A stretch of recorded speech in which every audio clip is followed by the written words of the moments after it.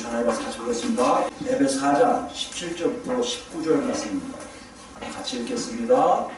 그러므로 내가 그것을 바라며 주 안에서 증언하노니 이제부터 너희는 이방인이 그 마음에 허망한 것으로 행함같이 행하지 말라. 그들의 중명이 어두워지고 그들 가운데 있는 미제함과 그들의 마음이 굳어짐으로 말미암아 하나님의 생명에서 떠나 있더라. 그들이 감각 없는 자가 되어 자신을 방탕에 방임하여 모든 더러운 것을 욕심으로 행하되. 아멘. 기도하시겠습니다. 아버지 하나님 감사합니다. 하나님 정말 우리가 살아가면서 하나님은 하나님이십니다. 살아계십니다. 입으로만 고백하다가 주님이 정말 역사해 주시고 인도하시고 함께 하심을 알을 때마다 우리가 너무 정말 악하고 더럽고 추한 존재인 것을 알게 하시면 감사합니다.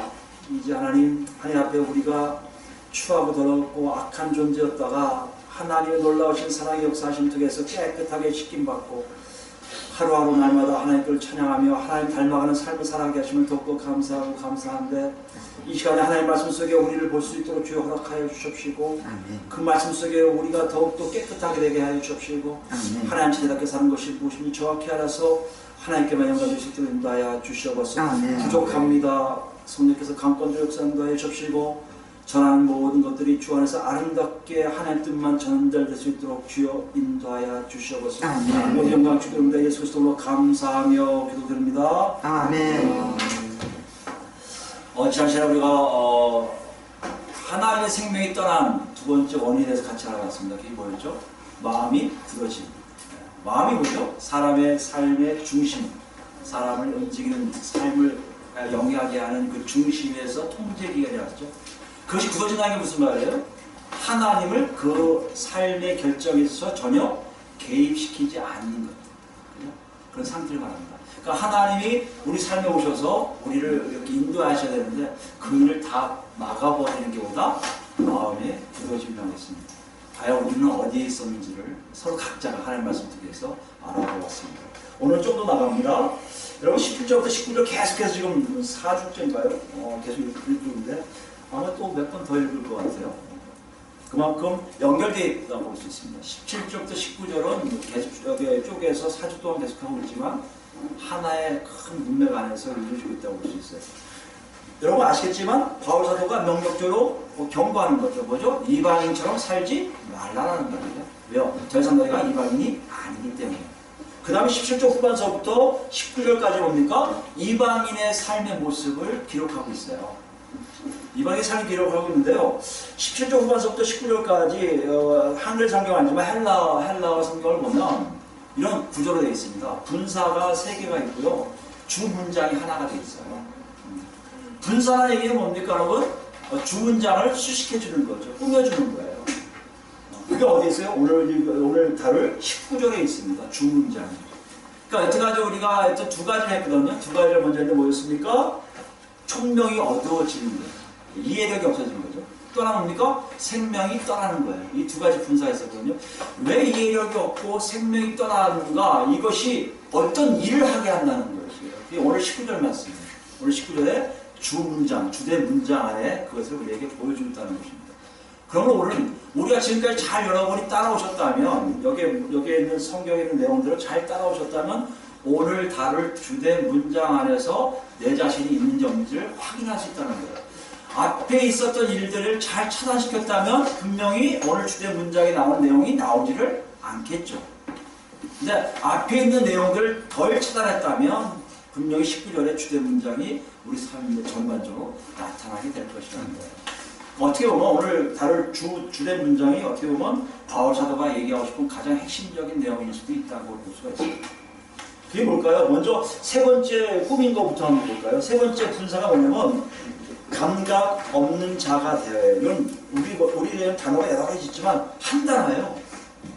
독특하게 한 단어로 되어 있습니다. 감각 없는 자가 돼요. 감각 없는 자가 된다는 게 뭐냐면 진리라든지 명예라든지 수치가 전혀 없는 상태예요. 진실도 없고요. 명예라는 것도 따지지 않고요. 수치가 없는 사람이에요. 다시 쉽게 풀이하면 뭐냐면 무엇인가 행동을 했다면 그 행동에 대해서 아픔도 있을 것이고 부끄러움도 있어야 될 텐데 그런 아픔이나 부끄러움이 전혀 없는 상태가 뭐라고요? 감각 없는 자가 됐다는 거예요. 우리가 이렇게 찔러서 이렇게 있는 감각이 있는 것처럼 무슨 행동에 따라서 전혀 부끄러움을 당하지 않는 게 누가 있을까요? 우리 성경에 여러 인물이 있겠지만 저는 창세기의 인물을 꼭 한번 같이 나누고 싶었어요. 창세기 4장 가볼까요? 한 인물이 나옵니다. 오늘 지난 시간에 가인까지 봤죠. 가인의 후손들이 나오거든요. 4장 19절부터 보시면요. 4장 19절. 누가 나옵니까? 라멕이라는 사람이 나와요. 라멕이라는 사람이 나오는데 두 아내를 맞이하였으니, 사실 두 아내를 맞이했다는 기록은 처음 나오는 거예요. 성경에 처음으로 아내를 둘 남자가 라멕이라는 사람이에요.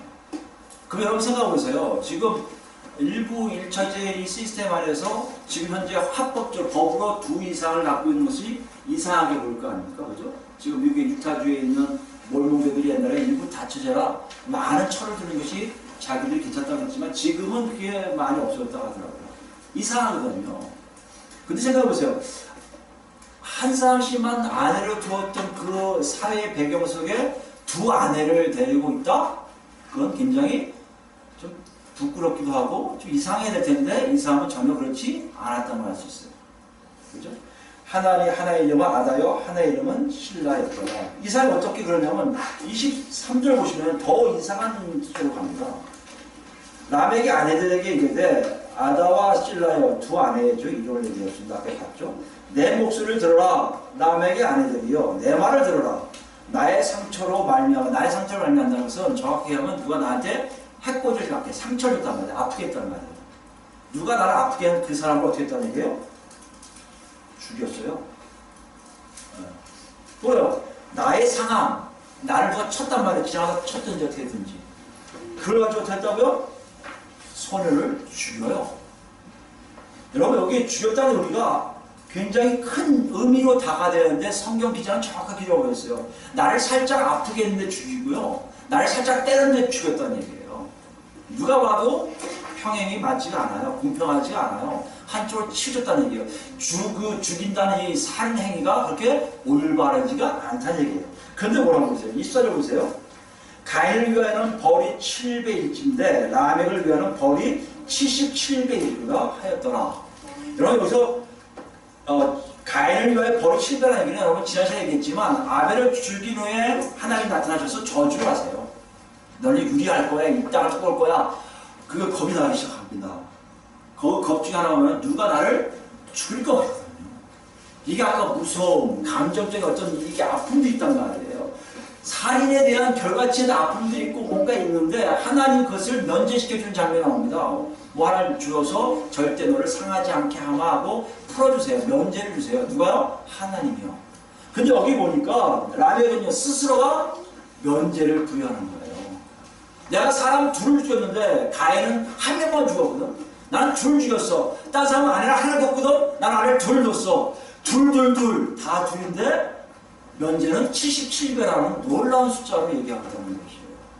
이것이 뭐라고요? 감각이 없는 자 되는 것이에요. 자기가 한 거에 대한 수치라든지 부끄러움이라든지 아픔이라든지 명예라든지 하나님이 가인을 야단칠 때 그 저주 얘기를 분명히 알 텐데도 그것이 아무 상관없이 자기 스스로 그것을 나한테 이렇게 자랑스럽게 얘기하고 그뿐만 아니라 자기 한 행동을 스스로 면제권을 부여하는 놀라운 이상한 일을 하게 되었는 거예요.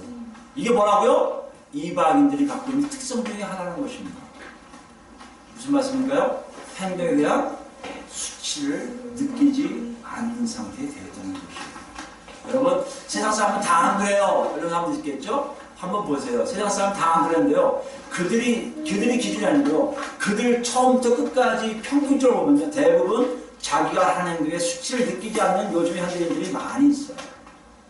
자기 하는 분명히 사람들이 해코지라고 나쁘다고 야야야 그러고 잘못된 거야 야단쳐도 이 사람들은 전혀 아무렇지 않는 일들을 많이 하는 것이 세상의 사람의 모습인 것을 우리가 알 수가 있는 것이에요. 근데 사도 바울은 거기에 머물지 않고요. 다시 본문 보시면요. 이런 일들이 어떤 모습을 갖게 하냐면요. 그 다음 것을 강조하고 싶었던 거예요. 이해력이 없고 하나님의 생명이 떠나 있고 그 다음에 감각이 없어서 자기가 하나님의 수치를 못 느낀 상태까지 된 것이 왜 이것이 중요하지만 더 중요한 게 뭔지 아냐? 그 다음이라는 거예요. 19절 보시면 이것과 연결된 주제 문장이 나오는데 그게 뭐냐면 그들이 자신을 방탕에 방임하여요. 이게 가장 사도 바울이 경고하고 싶은 내용이에요. 그들은 누굽니까? 이방인들이에요. 여기 보면 방임하여라는 뜻이에요. 방임하여. 방임하면 좀 어렵게 얘기했는데요. 실제적으로 의미는 자기 손으로 이렇게 내어주는 걸 얘기해요. 이걸 있으면 이걸 이렇게 주는 걸 얘기합니다. 전달하다, 인도하다, 전수하다 뜻이에요. 이거 방임이라는 의미는 누구에 의해서 강제적으로 행할 수밖에 없었던 것이 아니라 자기 스스로 의도적으로 이것을 주는 것을 얘기해요. 근데 뭘 줬다는 얘기예요? 자기 자신들을. 누구에게요? 누구에게 대상이 나오죠? 방탕에게 의인화시켰어요. 방탕을 의인화시켰어요. 이거 쉽게 얘기하면요. 그들이 이해력이 없고 하나의 생명을 떠나고 또요 감각이 없어지니까 어떻게 한다고요? 무엇이 옳고 그름도 모르고 수치도 안 느끼니까요. 자기 자신을 방탕한 생활로 다 몰아버리겠다는 거예요. 이것이 우리에게 지금 주는 경고란 말이에요. 이방인들은 방탕한 삶을 산다는 것이에요. 방탕이 뭐예요, 여러분? 방탕하고 여러분 생각할 수 있겠지만 뭔가 좀 과한 걸 얘기할 수 있겠죠. 뭔가 과하다. 그래서 말 자체가 진짜 방탕.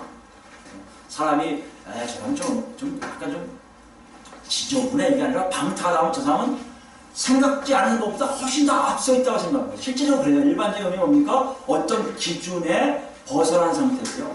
벗어난 상태면 어떤 기준에 다시 돌아오는 것이 인간이 있는데 돌아올 수 있는 통제력을 잃어버린 상태를 얘기합니다. 다시 얘기할까요? 어떤 기준에서 벗어난 상태인데 돌아올 수 있는 자기 통제를 잃어버린 사람들, 결핍된 사람들을 얘기합니다. 상태를 얘기합니다. 그래서 어떤 일을 합니까? 여러분 잘 아시는 내용이에요. 대부분 이 단어는 어디에 쓰였냐면요. 육체적 쾌락과 연결되어 있어요. 육체적 쾌락이라는 게 뭡니까? 내 마음대로 살겠다는 겁니다. 내 마음대로. 내가 원하는 건 마음 놓고 살겠다는 얘기입니다. 이게 방탕이에요.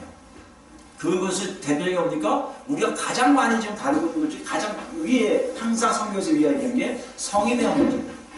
그러니까 성에 대한 문제와 이 단어가 굉장히 밀접하게 관련되어 있습니다. 그러나 성적인 문제만 가지고 얘기할 것이 아니라 이 방탕이라는 자체가 뭐라고요? 무엇인가가 완전히 뛰어넘어 있어서 통제가 불가능한 상태. 특히 어디에요? 육체적 쾌락에 대해서 그렇다는 것이에요. 자, 여러분 아시겠지만 사도 바울이 방탕한 것을 경고하고 있다면 여러분 저는 그럴 거예요. 나 우리 방탕하지 않는데요? 예수 안 믿을 때도 방탕하지 않았는데요? 육체적 쾌락에 대해서 얘기하지 않았는데요? 여러분 그러실 거죠? 육체적 쾌락에 대해서 뭘 얘기합니까? 내가 막 흥청망청 쓰지도 않고요. 방도하지도 않았고요. 남 괴롭히며 살지도 않았고요. 전 절도 있게 사는 사람이다 하고 얘기하는 사람이 많을 거예요. 그러면 이건 맞지 않잖아요. 얘기할 거 아닙니까? 그런데 사도 바울은 뭐라고 규정하고 있습니까? 이방인들의 현재의 모습이 그렇다는 거예요. 우리가 알지언정 일반적인 모든 모습 속에 방탕으로 흘러가고 있다는 것입니다. 여러분 잘 알겠지만 우리 자녀들 보면 걱정이 돼요. 특히 교회 다니는 자녀들 보면 걱정이 되는데 쟤들이 세상의 문화에 앞서서 살다 보면 지금 우리 때 어렸을 때 살던 모습이 아닌 정말 방탕에 대한 삶을 어렸을 때 맛본다는 것이에요. 이거 점점 세상이 이방인의 삶이 이거와 비슷하다는 것을 우리가 알 수가 있어요. 요즘 옛날에 고등학생들이 했던 것을 요즘 중학생이 하고요. 중학생이 했던 일들을 초등학생들이 한다는 말이에요. 그 초등학교 고학년이 이미 된단 말이에요. 그 쪼스는 고학년이 했던 걸 저학년이 할 거 아니에요. 그 일들이 점점 방탕한 길로 가고 있다는 겁니다. 그 대표적인 케이스가 안 좋은 게 남녀관계에 있다는 것이죠. 이런 흐름들이 실제로 우리 눈앞에 있기 때문에 이방인들이 이렇게 살고 있다? 예수 믿는 사람 안 산다? 아니에요. 교회에 보면 주일학교들도 여기에 많이 연루되는 것들이 참 많이 있습니다. 이것도 분명히 포함될 거예요. 그러나 오늘은 사도 바울이 경고하는 거에 대해서 좀 넓게 보고 싶어요. 저는 영적인 쾌락에 대해서 얘기하고 싶어요. 영적인 방탕에 대해서 얘기하고 싶어요. 그 반드시 영적인 쾌락과 방탕이 있으면 육적인 쾌락과 방탕이 따라오기 때문입니다. 왜 교회 안에 주일학교 안에 아니 교회 안에 어른들과 어린 아이들이 왜 방탕한 삶을 살까? 그건 단 한 가지라는 거예요. 영적인 쾌락, 영적인 방탕에 빠져있기 때문이라는 것이에요. 이거를 사도 바울은 우리에게 경고하고 있다는 겁니다. 다시 얘기하면 내가 예수 믿기 때문에 난 전혀 그런 거 안 합니다. 이런 삶까지도 가능하게 된다는 것이에요. 왜 그럴까요? 여러분, 우리 이방인이었다는 걸 기억하시기 바랍니다. 제가 한 줄과 두 줄을 얘기했습니다. 우린 절대적으로 이방인이었다. 그 생활이 익숙하다는 거예요. 그 삶이 우리에게는 편하다는 겁니다. 오히려 영적인 삶, 하나님 앞에서 거룩한 삶, 경건한 삶, 뭔가 모르게 몸을 다져야 되는 연단의 삶은 우리에게 불편해요. 우리가 뭐였습니까? 내 몸대로 사는 거. 내 마음대로, 내 뜻대로, 내가 계획해서 내가 목적을 이루는 것이 익숙한 삶이라는 것이에요. 그러면 사도 바울은 그런 삶을 살던 사람들에게 뭘 경고하고 싶어서 이렇게 방탕한 삶을 살지 말라고 얘기할까요, 여러분? 첫 번째예요. 중요합니다. 이런 건 제가 방탕한 삶을 볼 수 있는 눈을 갖고 있느냐의 문제예요. 이건 왜 그럴까요? 이게 쉽습니다. 여러분, 일반적인 세상 사람들도요, 이게 저도 예수 믿기 전에 그렇게 그런 삶을 살다가 FM들 살다가 그래요. FM들 살다 보면 방탕한 사람들 눈에 다 보여요. 왜요? 자기 기준 안에 있기 때문에. 근데 우리는요, 예수 믿는 사람들은 또 달라져요. 제가 몇 번 말씀드렸지만, 예수 믿는 건요, 단순하게 지식적으로 교회 다니는 걸 왔다 갔다 하는 게 아니라고 했죠? 뭐라고 했죠? 실제적으로 내가 예수를 믿구나 보니, 예수 믿는 게 뭐라고 했죠? 예수를 그리스도로 고백하는 것. 하나님의 아들로 고백하는 것. 고백하고 실제로 믿어보니, 내 삶 속에 분명한 경계가 있으면 안 되는 거예요. 한 경계는 뭐죠? 과거에 내가 살던 모습들. 과거의 기준이 있고요. 지금은요, 현재의 기준이 있는 거예요.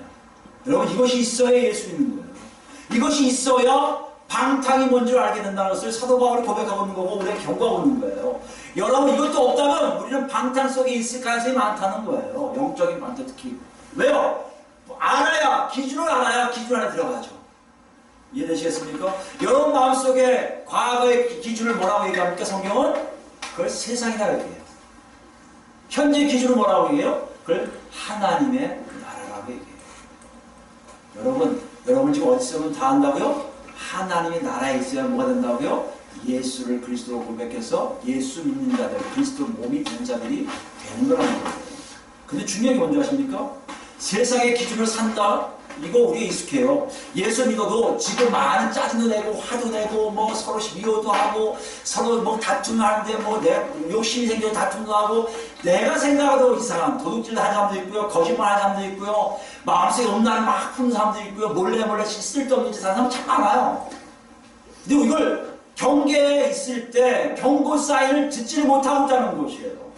근데 분명히 얘기하지만 사도 바울은 이것을 경고하고 싶었던 거예요. 이렇게 가면 너희는 이방인으로 하나님과 관계 없다는 거예요.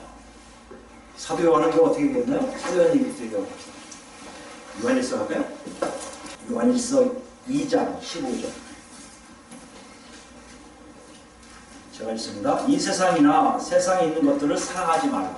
뭐라고요? 세상, 그 뭐죠? 과거의 기준, 우리가 썼던 과거 기준이나 그 안에 속했던 것들을 사랑하지 말라는 거예요. 왜요? 누구든 세상을 사랑하면 아버지 사랑이 그 안에 있지? 아니. 경계는 경계예요. 이거 아니면 이거예요. 두 개 다 수용할 수 없어요. 여러분 안에 아직 죄성이 있는 이 몸이 있어서 가끔 담글 때도 있을 거예요. 이렇게 다리 하나 담글 때도 있을 겁니다. 손을 담그든지. 그러나 그걸 빨리 거둘 수 있는 능력이 우리 안에 있다는 것이고 빨리 거두라고 말씀하신다는 거예요. 그것을 경고하고 계신 거예요. 여기 담고 있지 말라는 겁니다. 담고 있어도 된다고요? 아버지 사랑이 없는 그 사랑으로 쑥 들어갈 수 있다는 것이고요. 그러면서 뭐라고 하냐면요. 세상에 있는 모든 것이 16절입니다. 세상에 있는 모든 것이 육신의 정욕과 안목의 정욕과 이생의 자랑이니 다 아버지께로부터 온 것이 아니요 세상으로부터 온 것이며 거기 있는 것의 방식을 얘기하는데 방식이 뭐라고요? 육신의 정욕. 그러니까 죄된 시스템 안에서의 죄된 이 육신을 갖고 있는 이 물질을 갖고 있는 것의 욕심, 정욕인 것은요 갈망을 얘기해요. 갈망. 이것이 두 가지 해석이 됩니다. 갈망이 좋은 갈망이 있고요, 나쁜 갈망인데 여기 나쁜 갈망을 얘기해요. 좋은 갈망은 뭡니까? 하나님이 함께한 갈망이에요. 소망이 나오는 겁니다. 여기 갈망은 나쁜 갈망이에요. 죄를 짓고 싶은 얘기예요.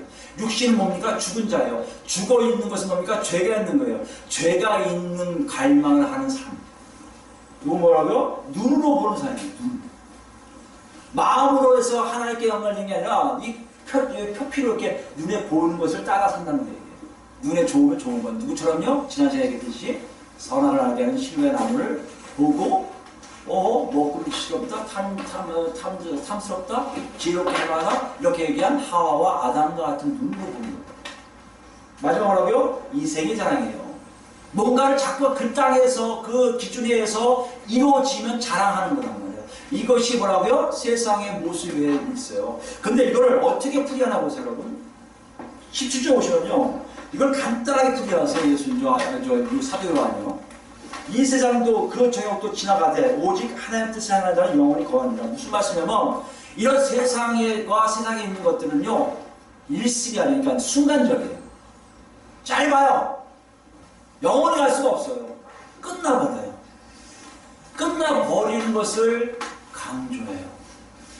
영혼에 반대된, 하나님과 반대된 것을 붙잡고 있는 거란 말이에요, 여러분. 우리의 과거 삶은 그랬다는 것이에요. 그렇기 때문에 세상을 사랑하지 말라. 세상을 사랑하면 어떻게 된다? 너도 그렇게 짧은 삶을 살 수밖에 없다는 거예요. 무슨 말씀입니까? 영원한 생명에 들어갈 수 없다는 것이에요. 사도 요한이 이렇게 얘기할 때 많은 사람들이 이해를 했을 거예요. 근데 우리는 이해를 못할 것 같아요. 왜 이해를 못할 것 같습니까? 육신의 정욕과 안목의 정욕과 이생의 자랑은요, 사실 그 차에 먹고 싶다, 갖고 싶다, 자랑하고 싶다가 있어요, 없어요, 우리 안에? 있어요. 그럼 먹고 싶다, 갖고 싶다, 자랑하고 싶다, 이것이 왜 잘못됐냐는 말이에요. 기본적인 건데 이렇게 착각하시는 분들이 있어요. 그래서 어떻게 보면요, 기도를 들어보면 저게 이생의 자랑인지 하나님께 영광 돌리는 자랑인지 모를 때가 많아요. 하나님, 저거를 통해서 하나님 영광 받으세요 기도하는데 영광 받으라고 기도를 하는데 저것이 이생의 자랑인지 육신의 정욕인지 안목의 정욕인지를 모르고 기도하시는 분이 참 많다는 얘기예요. 다시 얘기하면 경계가 뭔지를 정확하게 구별하지 못하기 때문에 이것이 하나님의 뜻이 아니라면 방탕인데, 영적인 방탕인데 그것을 모르고 그것을 구하며 사는 사람이 많이 있단 말이에요. 그래서 제가 말씀드린 긍정의 힘이 잘못됐다는 겁니다. 눈으로 보여지는 것 가지고 구하면 하나님이 주실 거라는 거 아니에요. 그건 잘못됐다 얘기예요. 근데 우리 이걸 구별하기가 참 어렵습니다.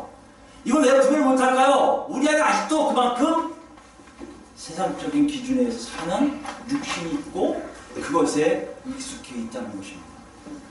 여러분, 그것이 잘못됐다고 할 수는 없어요. 근데 오늘 이 시간부터 여러분, 그것이 잘못된 걸 아시기 바랍니다. 내가 죄된 시스템 안에서 육신을 가지고 과거의 방식으로 사는 게 아무렇지 않다고 여긴다면 지금 오늘 하나님이 바울사를 통해서 경고하시는 거예요. 예! 거기 가면 너 기준에서 벗어나는 거야. 영적으로 방탕한 거야. 저를 글로 가지 마! 라고 소리치실 거란 말이에요. 그것을 정확히 알기 위해서 우리 이것이 무슨 말씀인지, 육신의 정욕과 안목의 정욕과 인생의 자랑이 무엇인지를 처음 시작을 한번 가봅시다. 처음 시작해가지고 이해해보기로 합니다. 창세기 갈까요? 창세기 다시? 창세기 보시면요, 6장이에요. 6장. 저번에 한번 읽었던 건데요. 이거 다시 한번 설명하겠습니다. 6장 1절부터 보시면, 창세기 6장입니다. 이쪽으로 보시면, 사람이 땅 위에 번성하기 시작할 때 그들에게서 딸들이 나니 하나님의 아들들이 사람의 딸들의 아름다움을 보고 자기들이 좋아하는 모든 여자를 아내로 삼는지라. 여호와께서 이르시되 나의 영이 영원히 사람과 함께 하지 아니하리니 이는 그들이 육신이 되리라. 그러나 그들의 날은 120년이 되리라 하시니라. 당시의 땅에는 넷비임이 있었고 그 위에도 하나님의 아들들이 사람의 딸들에게 들어가 자식을 낳았으니 그들은 용사하라. 고대의 명성 있는 사람들이었더라 라고 했어요. 여기 보시면요, 그냥 일반적인 모습들이에요. 번성하는 것이 하나님 뜻이에요. 사람들이 많이 나오는 것이 하나님 뜻이에요. 그럼 됐잖아요. 문제 없어요.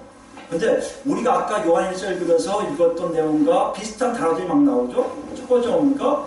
영원히 함께하지 아니하리니가 나와요. 2절, 3절에 영원히 존재하지 않는 존재가 됐다는 거예요. 사람이. 그죠? 그건 뭐예요? 세상이란 말이죠. 또 하나 뭐 있어요? 육신이라는 얘기가 나오죠. 육신이 나옵니다. 어스부터 세상이네요. 4절 보시면요, 고대의 명성이 있는 사람들이라 인생의 자랑이 나와요. 사실 여러분 여기 보면 아무 문제 없을 것 같아요. 우리도 자녀들이 용사가 되어 이 땅에 명성을 알고 명성을 날리는 명성이 있는 존재들이 되는 것이 우리 꿈일 거 아니에요. 우리가 그렇게 해서 가르치는 거 아닙니까? 얘들 공부시키고 어렸을 때부터 공부하기 싫다는 거 끝장 놓고 꼴밤 적으면서 공부시키는 이유가 뭐예요? 이 세상에서 좀 잘 되라는 거 아닙니까? 그죠? 근데 신기한 건 이걸 보면서 우리는 전혀 아무 이의를 제기할 수 없어요. 뭐가 잘못됐다는 거예요, 하나님? 근데 하나님 말씀은 달라요. 5절부터 보시면요. 여호와께서 사람의 죄악이 세상에 가득함과 그의 마음으로 생각하는 모든 계획이 항상 악할 뿐임을 보시고 그 행위 자체가 전체적으로 이런 일들이 다 뭐를 본다고요? 악한 거를 보셨단 말이에요. 여기를 끝나지 않으세요. 6절 보세요. 땅 위에 사람 지으셨음을 한탄하사 마음에 근심하시고 걱정하시기 시작하세요. 혼자 사람들은 괜찮은데 하나님 혼자 걱정하시고 근심하시는 거예요. 내가 저것들을 왜 만들었지? 시작하셨다는 얘기예요. 여러분 그렇게 잘못된 줄 알나요? 우리 여기서 좀 조심스럽게 생각해야 돼요. 육신의 정욕, 안목의 정욕, 이생의 자랑이 세상의 것이라면 무엇이 육신의 정욕이고 안목의 정욕이 이생의 자랑인지를 정확하게 안 보고요. 내 뜻대로 하나님을 걸어서 하나님 영광 받으세요 하면 다 됐다고 생각하는 게 우리의 모습이란 말이에요. 그런데 하나님은요 정확하시단 말이에요. 무엇이 옳고 그름에 대한 정확하시고요. 무엇이 죄가 아니고 무엇이 죄가인지를 정확하게 하신단 말이에요. 그리고 더 문제는요 7절이에요. 결혼해서 애 낳고 유명한 사람을 만들어놨는데 명성 있는 사람을 만들어놨는데 하나님 뭐라 하신 줄 아세요? 내가 창조한 사람들을 내가 지면서 쓸어버리되 사람으로부터 가축과 기름것과 공주의 새까지 그리하리니 이는 내가 그것들을 지었음을 한탄하기를 하시나. 어떻게 하신다고요? 심판하시겠다는 거예요. 다 심판도 그냥 야 잘못했어가 아니라고요? 다 죽이시겠다는 거예요. 여러분 여기서 한번 심각하게 생각해 보세요. 아까 얘기한 세상과 세상을 사랑하지 세상에 있는 것들을 사랑하지 말라. 거기는 아버지 사랑이 없음이라 하신 말씀과 여기에 내가 후회한다, 다 쓸어버리겠다, 다 죽이겠다 하시는 그 말씀과 차이가 없죠. 잘못하면 다 없애버리시겠다는 거예요. 세상처럼 살면 다 없애시겠다는 거예요. 그럼 여기에 뭐가 잘못됐기 때문에 하나님 이렇게 화가 나신 겁니까? 여러분이 그걸 아신다면 이런 건 저는 기준 안에 있는 거예요. 그걸 긴가민가 뭐지 왜 하나님 이러시지 한다면 여러분 저는 지금 경계에 있든지 기준 밖에 있어서 영적인 방탕, 기준에 벗어난 상태가 될 가능성이 많이 있다는 것입니다. 여러분 여기 있을까요? 문명을 이해하시기 바랍니다. 문명을 이해하시려면 사정을 가지고 다시요. 남의 싹 꺼놓으세요. 아까 남에게 무슨 상태라고 했어요? 감각이 없는 상태, 수치심도 모르는 상태, 바보가처럼 자기 하는 행동에 대해서 전혀 당당하게 하는 사람이란 말이에요. 여기 하나님은요 가만히 안 계셨어요. 하나님의 독특한 마음을 쓰세요. 그게 뭡니까? 25절이에요. 아담이 다시 자기 아내와 동침함에 그가 아들을 낳아 그 이름을 뭐라고 줬다고요? 셋이라 했으니 이는 하나님이 내게 가인이 죽인 아벨 대신에 다른 씨를 주셨다 하며 아벨 대신에 셋을 낳게 하셨다는 얘기예요. 하나님은 무슨 말씀이에요? 가인의 후손을 통해서는 절대적으로 하나님의 뜻을 이룰 수가 없어요. 하나님의 놀라우신 뜻을 계획한 것을 다 이룰 수가 없어요. 그래서 하나님은 방향을 치셔서 누굴 낳게 했다고요? 셋을 낳게 하세요. 셋을 낳게 한 다음 보세요. 26절 보세요. 셋의 자녀들은 어떤 일을 합니까? 셋도 아들을 낳고 그 이름을 에노스라 하였음에 그때 사람들이 비로소 여호와 이름을 불렀더라. 셋의 자녀들이 나온 이후부터 여호와를 찾기 시작해요. 수치심도 없고 감각이 없는 라멕 같은 존재들만 팽배했던 이 세상에 하나님의 역사 속에 하나님의 계획 속에 셋을 낳게 하시고 셋의 자녀들 중에서 여호와의 이름을 부르기 시작했단 말이에요. 그리고 그 줄기를 통해서 하나님의 아들들 하나님의 자녀들을 계속해서 낳기를 원하셨던 거예요. 그때 어떤 일을 합니까? 근데요 그 사람들 잘 나가다가 노아 때 와서 이상한 짓들을 하기 시작하는 거예요. 그게 5장 지난 다음에 6장 내용이에요. 그게 뭐라고요? 결혼이에요. 그게 결혼이에요. 여러분 문맥 속에서 차이를 이해하셨습니까? 앞에 문맥 뭐죠? 하나님이 지정한 부부가 한 부부가 돼서 영원토록 같이 살게 하신 그 역사가 있다면 그래서 그 안에 하나님 원하신 자녀가 나오게끔 하나님 역사하시잖아요. 결혼제도는 뭘 얘기하시는 거예요? 하나님의 계획을 이루시기 위한 생산을 위한 가장 신성한 놀이에요. 가장 신성한 제도예요. 이것이 깨져버렸단 말이에요. 어떻게 깨지기 시작했어요? 그 신성한 일에 하나님 직접 하셔야 될 일에 누가 시작한 거예요? 하나님을 배제시켜버리고 사람들이 정하기 시작해요. 그 기준이 뭐예요? 내가 좋게 보인 여인을 취하는 거예요. 그들이 사람의 딸이 뭡니까? 하나님이 없든 있든 상관하지 않아요. 이쁘면 무조건 자기처럼 맞이하는 거예요. 하나님의 딸들을 맞을 때 문제가 안 됐을 겁니다. 하나님 없이 사는 사람들은 그냥 마음제비로 내 처니까 내 애 나도 결혼한다는 얘기예요. 그리고 나온 자녀들이 오직 하겠습니까? 근데 뭐라고 거예요? 그 자녀들에게 네피림 같은 존재라 이거예요. 그리고 그들에게 정말 유명한 사람이 생긴 거예요. 사람들이 환호하기 시작해요. 드디어 우리 자녀들이 유명하게 됐다 외치는 거예요. 이게 세상이란 말이에요. 이게 영적인 방탕이란 말이에요. 하나님이 배제된 상태에서 하나님이 계획하시고 하나님이 이루신 일들을 인간들이 대신해서 자기가 하나님처럼 모든 것을 선택하고 하나님처럼 애를 낳고 애를 키워서 하나님이 안 계신 유명한데도 스스로 자랑스럽게 외친다는 겁니다. 내가 드디어 유명인을 낳았다. 이게 바로 영적인 방탕이에요. 뭘 얘기할까요? 하나님 계획과 하나님의 뜻과 하나님의 역사함을 다 배제시켜버리고요. 내 마음대로, 내 뜻대로, 내가 생각하는 대로, 내 멋대로 살아가는 일들. 이게 영적 방탕이에요. 여러분 한번 생각해 보세요. 여러분 잘 어때요? 분명히 우리는 셋의 자손들로 부르셨을 거죠. 하나님의 아들들일 거예요. 여러분과 제가요, 만약에 일반적인 이방인들처럼 방탕하게 살면 하나님 심판할 수밖에 없어요. 다 죽일 수밖에 없어요. 왜요? 지금 창세기 6장은 그것을 보여주세요. 하나님의 계획을 이루지 못하는데요. 여러분 한번 생각해 보세요. 여러분 영적 방탕이 있습니까? 하나님의 기준, 하나님의 계획, 하나님의 목표에 여러분 스스로가 아무 상관없이 내 멋대로 살 거야, 내 마음대로 살 거야, 내 뜻대로 살 거야. 아니, 내가 원해서 뭐 하고, 내가 원해서 뭐 좀 하고, 내 자는 내가 알아서 키울 텐데 뭐 걱정해? 걱정하지 마. 하나님 비키세요. 내가 알아서 키울 테니까. 그런 게 쉽지 않은가요?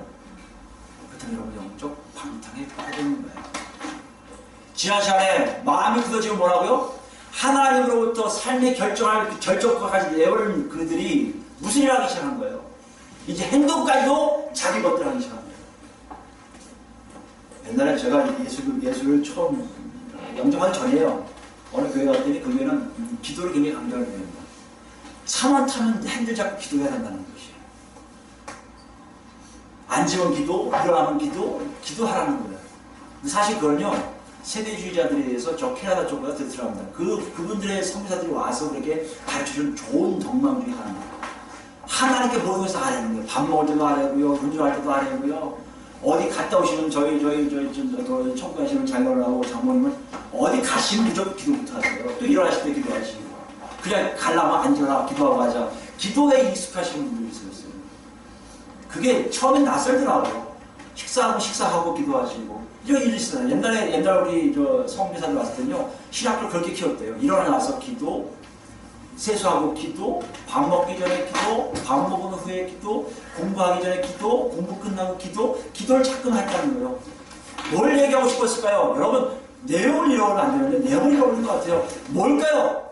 하나님으로부터 내 삶의 모든 행동을 이끌어 달라고 맡기는 삶의 모습이라는 것이에요. 영적 방탕에 벗어나지 아니하는 몸집이 우리 선배들한테는 있었는데 우리는 그걸 많이 잃어버리겠단 말이에요. 그리고 그 경고를 무시하기 시작해요. 근데요, 무시하면 안 된다. 베드로후서 볼까요? 2장입니다. 예수 믿는 사람들 안에는요, 아무 문제 없을 것 같이 생각이 들어요. 근데 성서를 보면요, 예수 믿는 사람들 안에서부터 조심하라고 경고사를 켜요. 예수 믿는 사람들 안에부터 조심하세요. 그래요. 왜요? 그 안에는 잘못된 지도자들, 잘못된 교사들이 있거든요. 근데 신기한 게 뭔지 아십니까? 내가 영적으로 방탕하게 가면, 하나님하고 관계없는 삶을 내가 나도 모르게 살고 있다면 그들을 쫓아가게 된다는 것이에요. 이게 너무 무섭다는 겁니다. 그거 어디 있습니까? 1절 보시면요. 그러나 백성 가운데 또 거짓 선자들이 일어났으니 이와 같이 너희들 중에도 거짓 선생들이 있으리라. 그들은 멸망하게 할 이단을 가만히 끌어들여 자신들을 사신 주를 부인하고 임박한 멸망을 스스로 취한 자들이다. 이게 거짓 교사들이 멸망할 걸 취한다는 얘기입니다. 근데 문제는 2절이에요. 여럿이 그들의 호색하는 것을 뭐요? 따르니. 여기 호색이 뭐요? 방탕의 일종이에요. 색을 밝힌다는 거예요. 그러니까 성에 대한 문제가 있다는 거예요. 그거를 자기도 모르게 따라하게 한다는 거예요.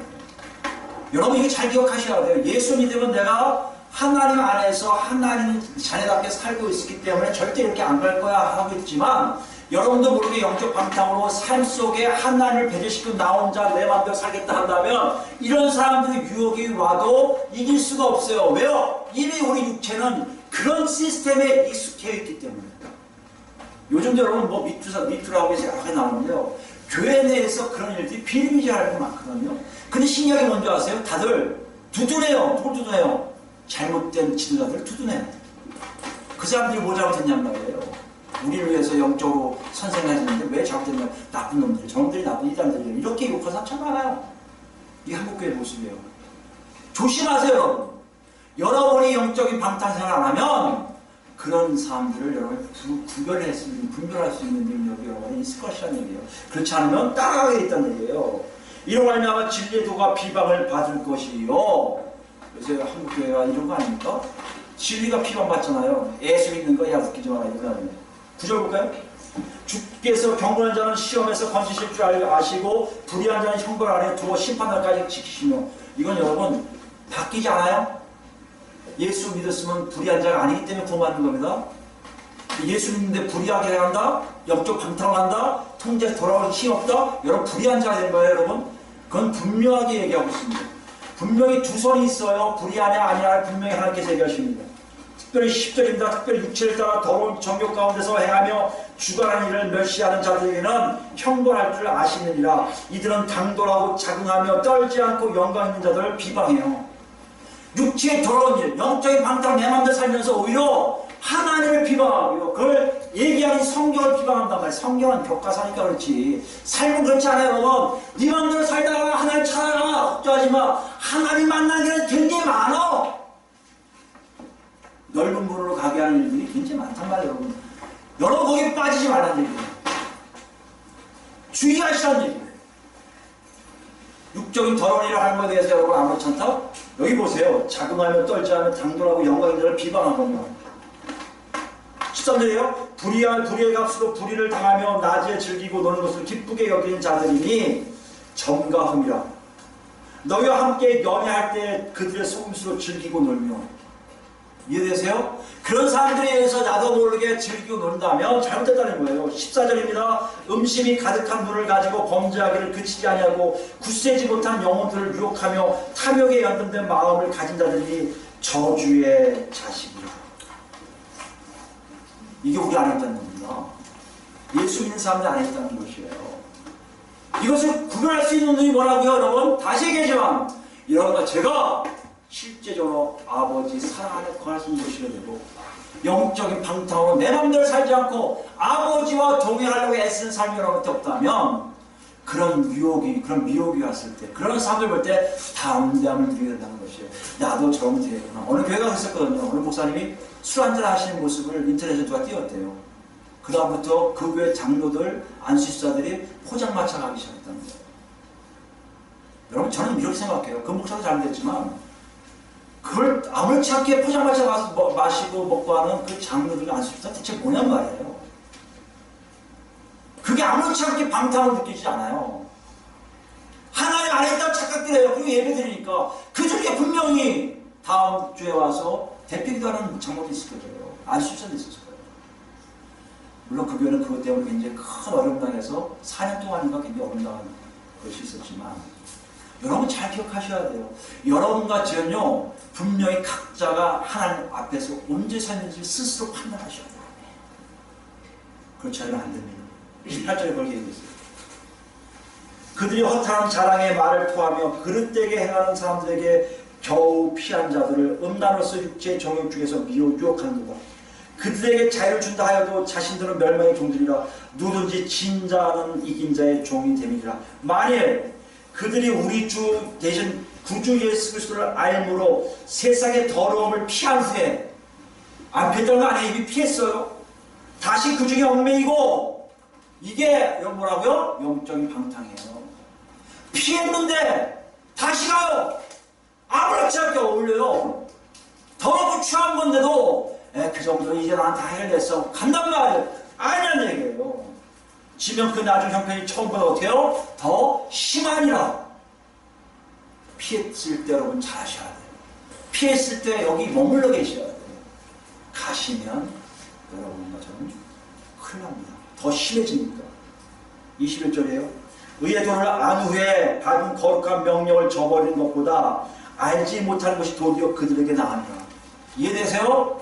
알지 못하고 살다가는 다시 받을 수 있지만 의의 도를 안다가면서 거기 사는 것은 굉장히 비참한 일이라는 것을 여러분 아시기 바랍니다. 사도 바울은 이걸 경고하고 있어요. 이러지 말라는 겁니다. 이방인들이 사는 방탕하면 이러시라는 얘기예요. 더러움 속에 자기를 뒹굴어요. 22절 보세요.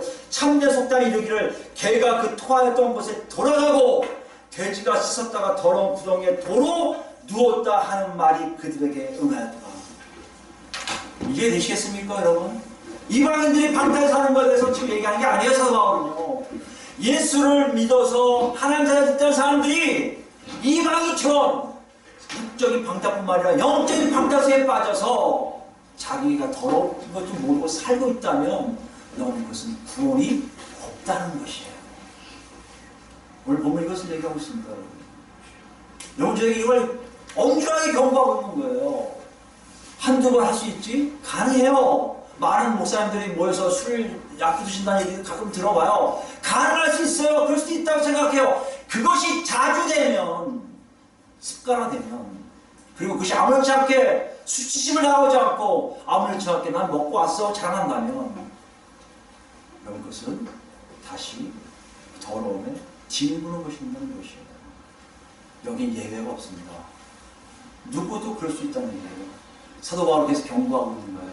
마지막 사도 바울이 아주 정당하게 경고한 내용을 같이 봅시다. 고린도전서 9장 보시면요.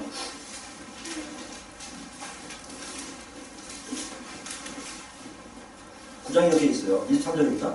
고린도전서 9장 23절. 내가 복음을 위하여 모든 것을 행하면 복음에 참여하고자 함이라. 여기서 위에 사람들한테 뭐 각양약사긴 사람들에게 그대로 복음을 증거하려고 그들을 참여한 걸 얘기합니다. 그 다음 보세요. 그러면서 그들이 권하는 거예요. 운동에 다름질하는 자들이 다 달릴지라도 오직 상을 받는 사람은 한 사람인 줄을 너희가 알지 못하냐. 달리게 하자고 우승자를 하잖아요. 그리고 어떻게 한다는 거예요? 너희도 상을 받도록 이와 같이 다름질하라. 다름질하라고 해서 1등 하는 얘기 아니에요? 뭐 얘기하고 싶어요? 25절이에요. 이기기를 다투는 자마다 모든 일에 절제하나니. 모든 일에 절제한다는 얘기는 뭐예요? 하나님 뜻대로 살려고 몸부림친다는 얘기예요. 그들은 썩을 승리자의 과를 얻고자 하되 우리는 썩지 아니할 것을 얻고자 하노라. 그러므로 나는 다름질하기를 향방 없는 것 같이 아니하고. 여러분 예수 믿는다면서 예수 믿는지 안 믿는지 저 사람이 예수 믿는 거야 안 믿는 거야 모를 정도로 사는 것이 옳은 길이라고 생각하는 사람인데 아니에요. 여러분. 나 직분 안 받고 아무것도 안 하고 그냥 교회에서 조용히 왔다 갔다 하려 괜찮은 것처럼 여길 때가 있어요. 그러나 그렇지 않아요. 예수 믿는 건 딱 방향이 있어요. 어떤 방향입니까? 예수 그리스도 품 안에 안기는 거예요. 부활이에요. 그리고 그 안에서 하나님께 칭찬받는 거예요. 향방이 없는 게 아닙니다. 향방이 있어요. 사역자뿐이요? 아니요. 모든 예수 믿는 사람은 다 여기에 포함됩니다. 향방 없는 사람은 쓰는 게 아니고 싸우기를 허구치는 것 같이 아니하며 그 다음 27절 자신에게죠. 내가 내 몸을 적국종하게 하는 사도 바울 고백이에요. 내 몸도 내가 친다. 왜? 내가 남에게 전파하는 자신이 도리어 버림을 당할까 두려워합니다. 이게 무슨 말이냐면 달리기 시작하고 열심히 운동하라고 하고 자기는 아무것도 안 했어요. 절제도 안 하고 아무것도 안 하고 향방 없이 막 그러지 않고 그냥 막 살았어요. 그리고 달리기 시작을 하다가 딱 갔더니 심판관이니까 올라 와. 너 저 자격 없어. 나와. 이런 거예요. 이런 걸 알기 때문에 사도 바울은 뭐 한다고요? 자기 몸을 쳐 복종한다는 거예요. 아니 달리기도 전에 쫓겨나면 되겠습니까? 달리기 하는 이유는 뭐예요? 이기려고 달리는 거 아니에요. 이긴다는 게 뭡니까? 세상이 아니라 하나님의 그 멸관에 꼬리 하려는 거 아닙니까? 길을 쓰고 달려야 될 거 아니에요. 절제하려고 하는데 그 시작도 못하게 해야 될까 봐 자기 몸을 쳐서 복종한다고 말씀하고 있습니다. 그리고는 10장 여러분 쭉 읽어보세요. 시간 때문에 그냥 넘어갑니다. 18절부터 읽을게요. 광야에서 있었던 이스라엘 백성들을 쭉 얘기하면서 8절에 그들 중에 어떤 사람들이 음행하다가 하루에 23,000명이 죽었나니 우리는 그들과 같이 음행하지 말자. 이거 사실이란 얘기예요. 구원받았다. 광야 생활한다. 모세 때문에 율법 받았다. 하나님 자리다. 우리 됐다. 아니란 얘기예요. 음행하게 되면 잘못하면 죽을 수도 있다는 얘기예요. 뭐처럼요? 자기가 자격이 없는 것처럼 자격 없이 탈락할 수 있다는 달리기도 전에 9절 그들 가운데 어떤 사람들이 주를 시험하다가 뱀에게 물려 망하였나니 우리는 그들과 같이 시험하지 말라. 이건 지금 뭐하는 얘기하는 거예요? 영적인 방탕에 대해서 얘기하는 거예요. 음행하지 말고 주님을 시험하지 말고 10절에 그들 가운데 어떤 사람들이 원망하다가 멸망시킨 자에게 멸망하였느니 너희는 그들과 같이 원망하지 마라. 영적인 방탕 뭐 하지 말라? 원망하지 말라는 거 누구에게요? 하나님께. 하나님 나를 이렇게 살게 만들어 나를 괴롭게 만들어 죽겠네 정말 하나님 살아계신 거 맞아. 나한테만 왜 이렇게 야박하게 하지? 이런 모든 것들이 하나님 한 번은 족하는데 계속해서 연달아서 나온다면 여러분 지금 영적인 방탕한 삶을 살고 있는 거예요. 11절입니다. 그들에게 일어나는 이런 일들이 본보기가 되고 또한 말세를 만나 우리를 깨우치기 위하여 기록되느니라. 기억하세요. 그들의 사건은 우리를 위한 겁니다. 그럼 저 12절 중요하죠? 선주를 생각하는 자는 뭐하라? 넘어질까? 수치마라. 이건 은혜가 없다는 거예요. 목사니까 난 됐지? 아니란 얘기예요. 사도 바울까지 몸을 복종한다는데 감히 누가? 예수님도 이러지 않으셨어요. 끝까지 순종하셨어요. 끝까지 죽기까지 충성했어요. 겟세마네 기도가 아닙니까? 내 뜻대로 하지 마옵시고 아버지 뜻대로 하옵소서. 여러분 오늘 본문이 그걸 얘기합니다. 여러분 저에게 주신 놀라운 경고의 메시지예요. 우리 자신을 방탕한 삶을 하지 말라는 거예요. 방탕은 육체적 방탕이 있지만 영적인 방탕이 우리에게 더 큽니다. 뭐예요? 하나님의 기준에 벗어나지 말라는 거예요. 벗어났다고 어떡하라고요? 빨리 돌아오라는 거예요. 왜요? 구원과 직결하기 때문에.